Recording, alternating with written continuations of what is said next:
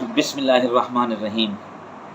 ایک مسئلہ اکثر آپ سنتے ہوں گے حیات اور ممات کا، کہ یہ حیاتی ہے، یہ مماتی ہے، یہ حیاتی ہے، یہ مماتی ہے۔ یہ مسئلہ آپ سنتے رہیں گے، اور بلکہ اس کو اتنی شدت سے لیا گیا ہے کہ ایک دوسرے کو بلکہ مشرک اور دائر اسلام سے خارج بھی جو ہے وہ علماء کہنے لگے۔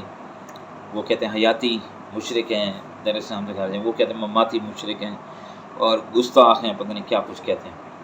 تو یہ ایک ایسا مسئلہ تھا کہ جس کو اتنا لیا گیا ہے، اور ایک ہی مسئلہ کے یعنی مسئلہ کے علماء دیوبند کے دو گروہ بن گئے، ایک حیاتی اور ایک مماتی۔ ایک اپنے آپ کو پتھری کہتے ہیں اور ایک ربڑی کہتے ہیں، پتہ نہیں کیا کچھ آپس میں اختلاف انہوں نے کیا ہے۔ تو اس بارے میں ایک دلچسپ واقعہ جو علامہ جو ہے عطا اللہ بندیالی صاحب، وہ اس بارے میں سنا رہے ہیں کہ جب ان کا جو ہے وہ میٹنگ ہوئی، تمام علماء دیوبند جن کا تعلق حیاتیوں سے ہے، مماتیوں سے ہے، وہ ایک جگہ پہ جمع ہوئے۔ تو جب کانفرنس ہوئی تو اس میں مولانا فضل الرحمان صاحب نے کیا فرمایا، اور پھر اس کے بعد مولانا جو گھمن صاحب ہیں انہوں نے کیا بیان کیا، اور اس کے جواب میں عطا اللہ بندیالی صاحب نے ایک دلچسپ واقعہ ہے تو ہم آپ کو سنا رہے ہیں۔ پہلے آپ سنیں تو پھر اس پر جو ہے وہ پھر فیصلہ آپ کریں۔ آئیے سنتے ہیں۔ تو یہ چکر ہے جناب کہ تسی کون ہو کہ اسی حیاتی ہاں اور تسی کون اسی مماتی ہاں۔ حیاتی مماتی۔ ایک مولوی صاحب کشمیر کے ہیں، مفتی رویس صاحب، تو ایک جگہ پہ میرے ساتھ اکٹھے ہو گئے، تو وہ تقریر کرنے لگے تو وہ کہتے ہیں مجھ سے اگر کوئی پوچھے بھئی تو کون ہے، حیاتی ہیں کہ مماتی ہیں، کہ میں آدھا میں چپاتی ہاں۔ میں چپاتی ہاں۔ ہم نے ان دلیلوں پہ بحث نہیں کرنی۔ ایک دفعہ ہم ایک میٹنگ میں اکٹھے ہوئے راول پنڈی میں، تمام پاکستان کی کریم اکٹھی تھی وہاں، کئی فوت بھی ہو گئے، ان میں سے مفتی نعیم صاحب تھے اور مولانا عبد المجید صاحب لدھیان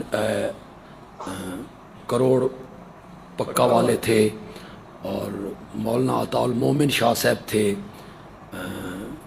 مولانا قاری محمد حنیف جلندری صاحب تھے، اور مولانا فضل الرحمان صاحب تھے،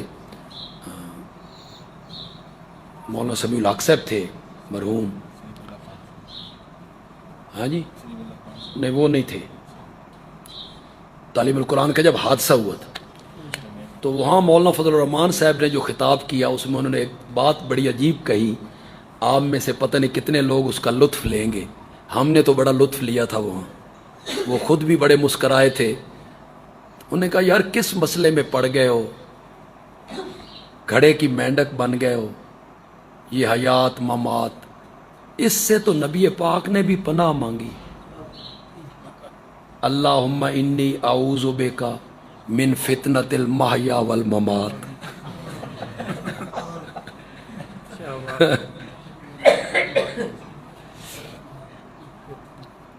اسی میں میری چپکلش ہوئی تھی مولانا الیاس گھمن سے، جب انہوں نے اس مسئلے کو وہاں چھیڑ دیا تھا۔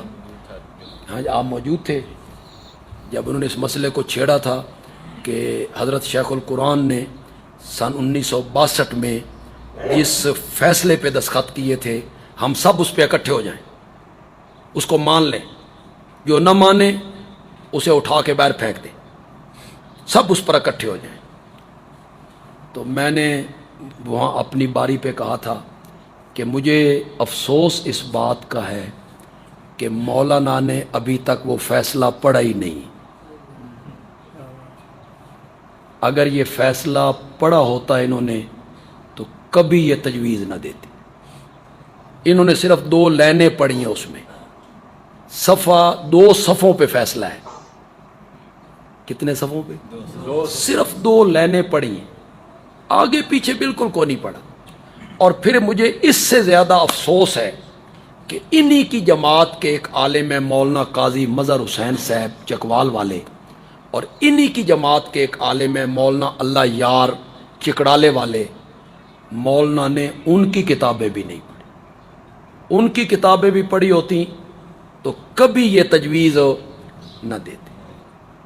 اب آج آپ کو بتا رہا ہوں، اس فیصلے میں یہ لکھا ہوا ہے، اس فیصلے میں یہ لکھا ہوا ہے کہ حضرت سید عنایت اللہ شاہ بخاری ان کا جو اختلاف ہے اس مسئلے میں وہ بھی اہل سنت والجماعت میں ہیں، اور ان کا اختلاف دلائل پر مبنی ہے۔